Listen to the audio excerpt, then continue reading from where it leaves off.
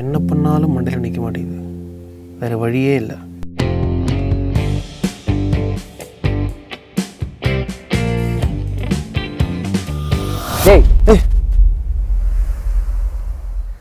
நீயா?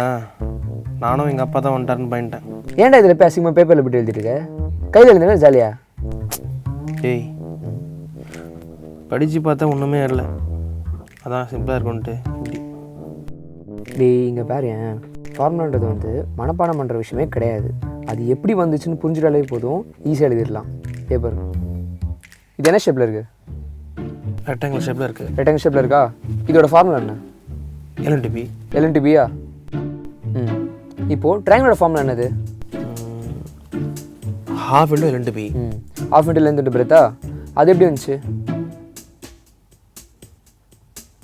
இரு ஒரு நிமிஷம் இரு.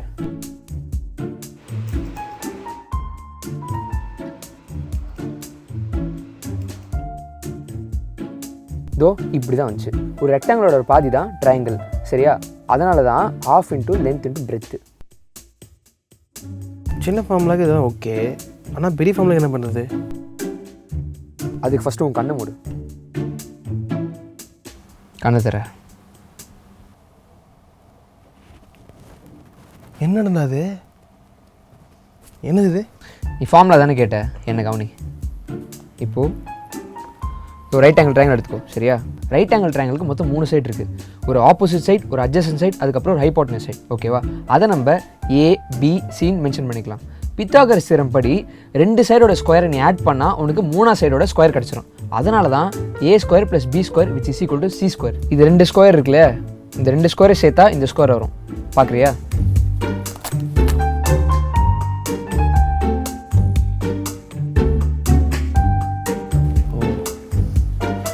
இதெல்லாம் நம்மளுக்கு சின்ன வயசில் சொல்லி கொடுத்துருந்தா இப்போ இருக்கிற ஃபார்முலா படிக்கிறது ஈஸியாக இருந்திருக்கும். டேய் டேய் நீ எங்கடா போன? டேய், இந்த மாதிரி ஏரியா, வால்யூம், சர்ஃபேஸ், அல்ஜிப்ரா, ட்ரிக்னாமெட்ரின்னு எல்லாத்தையுமே ப்ராக்டிக்கலாகவே டிரைவ் பண்ணி ஃபார்முலா கொண்டு வரலாம். அப்போ தான் மண்டையில் நிற்கும். சும்மா மனப்படம்லாம் பண்ணால் இப்படி தான் பிட் அடிக்கணும்.